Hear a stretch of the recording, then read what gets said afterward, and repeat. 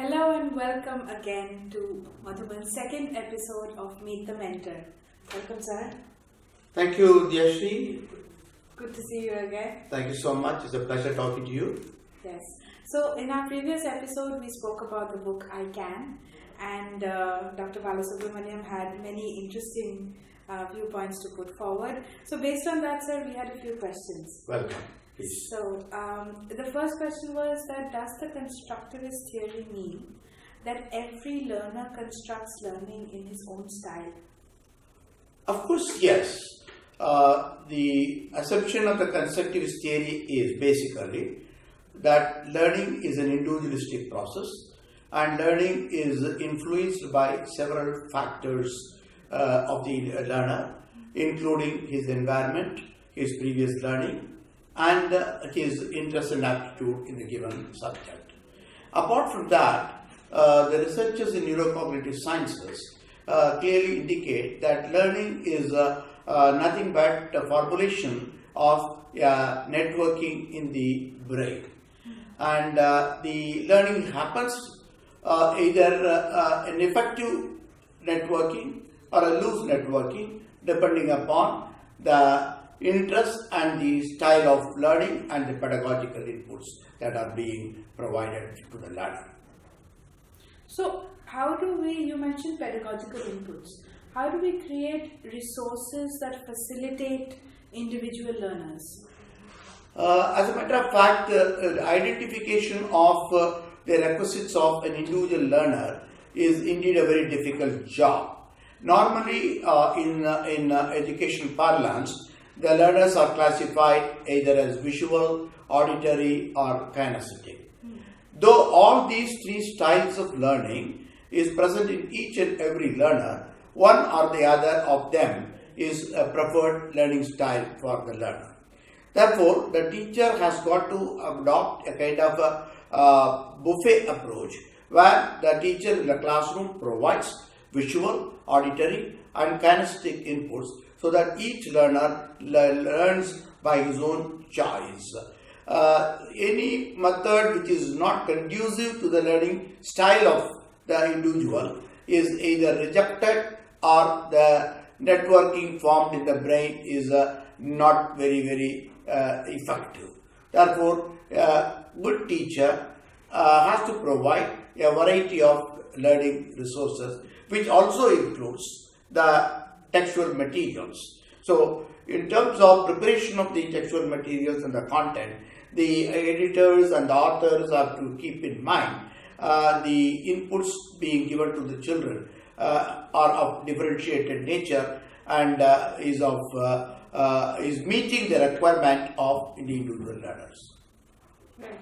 So, there is the curriculum, of course, and the curriculum sets certain learning outcomes.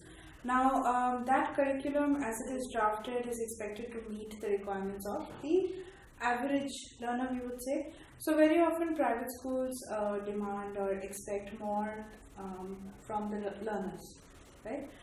So, in that kind of a scenario, do you feel that there is a certain added pressure that a lot of rote learning happens?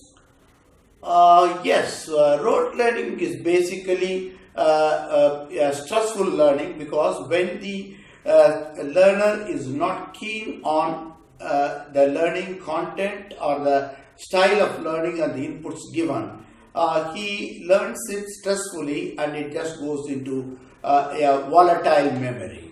So what we normally say is learning could happen either in a volatile memory or a short-term memory or a long-term memory. So the requisite for effective learning, which will also result in long-term understanding and formulation in the long-term memory, depends upon what the neurocognitive psychologists say is on ECS, emotionally competent stimuli.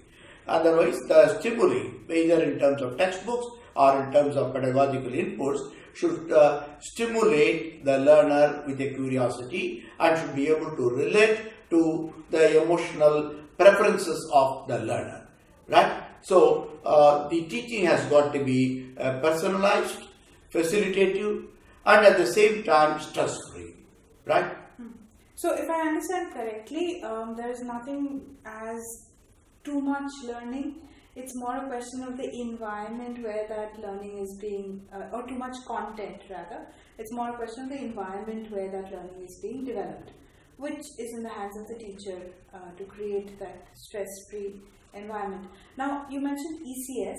So, what would you say that for very young learners constitutes emotionally competent stimuli? Yeah, first let me answer your first question. In terms of brain sciences, they say, the most effective learner learns to extent of 3 to 4% of the brain. Even people like Einstein and others probably have used 3 to 4% of the brain capacity. So the brain has enormous potential, and to say that the brain is not capable of learning is a very defective statement.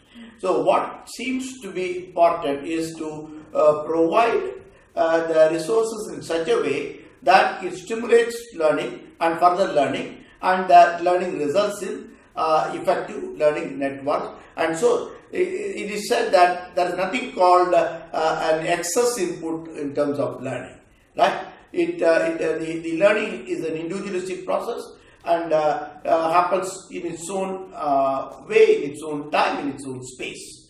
Therefore, any input which is where the teacher demands learning by virtue of time, by virtue of space, or a given condition, I think that is stressful. When it comes to emotionally competent stimuli, a classroom has to be provided with a joyful experience. The way a teacher teaches in terms of verbal communication, in terms of body language, has got to be motivating to the learner. To me, I have always felt that a classroom is nothing but a theatre, right? A classroom is an effective theatre. So the teacher has to play or choreograph several styles of presentation, and where the children expect what next. And I think that in that presentation, the teacher needs to incorporate the requisites of the visual, the auditory, and the kinesthetic inputs. So, with all the accolades that you have received and all the designations that you've had, former director, academics, etc., you always describe yourself as a teacher. Of course, yes. Basically, I'm a teacher, and I love teaching. And I think the most challenging situation to me is to go and teach either a nursery class or a primary class. So, do you have a message then that you would give for teachers of nursery classes, primary classes? Yes, I always believe that a classroom has to be stress-free. The children need to love the teacher. The happiness index of the children in the classroom has to be maximized. No inputs which are stress-prone, which could cause a threat, which could cause an anxiety, which could cause a hangover of emotions, should be introduced in the classroom, either through the content, formally or informally. I think classroom is a very joyful experience. To me, a classroom has to be an edutainment, right? Education through entertainment. Therefore, any ivory tower approach of the teacher that I am delivering and the children are learning is not the right method. To me, a teacher of a nursery classroom should come down to the level of the child, and start playing with them and interact with them in their own wavelength. That's a beautiful thought, sir.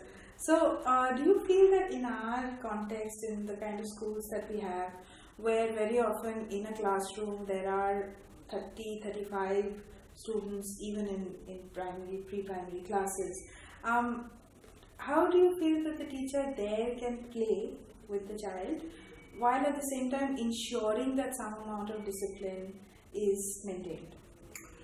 See, discipline is a very mystical word.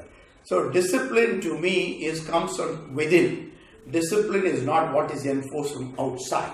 Discipline comes from the understanding of the learner and is an exhibition of the personal responsibility born out of self-esteem by each child, each learner. And therefore, to say, when a child shouts or when a child laughs or a child talks to somebody, it is the natural expression of the child. Therefore, we should not create roadblocks for such expressions, but we need to train them and make them understand how they should conduct in an organized situation. Right? The other issue that what I want is, sometimes it so happens that, the expectancy of parents and the school school is very high, more than what the child could really deliver. See, for example, some child could learn numbers up to 20, some child could learn up to 50, some parents would like the children to know up to 100 and all that. So, a school cannot meet the requisites of the individual specifications of each parent and each child. There are gifted children in the classroom, and they need to be treated differently. So what my contention has always been, in terms of providing the resources, you have to provide a basic, acceptable normative content, and subsequently the further learning, extended learning could be supported by worksheets, projects, and other kinds of inputs in the classroom. Okay, that's an interesting thought. So that I think you've shared a lot of new ideas with us. I hope that our viewers have enjoyed it. I've certainly enjoyed interacting with you. Thank you so much, sir. Thank you, Diyasree. It's always a great experience to interact with teachers and the content makers. Thank you. Right. We look forward to some great feedbacks. So if you've seen this video, do like, share, subscribe and comment. Thanks for watching.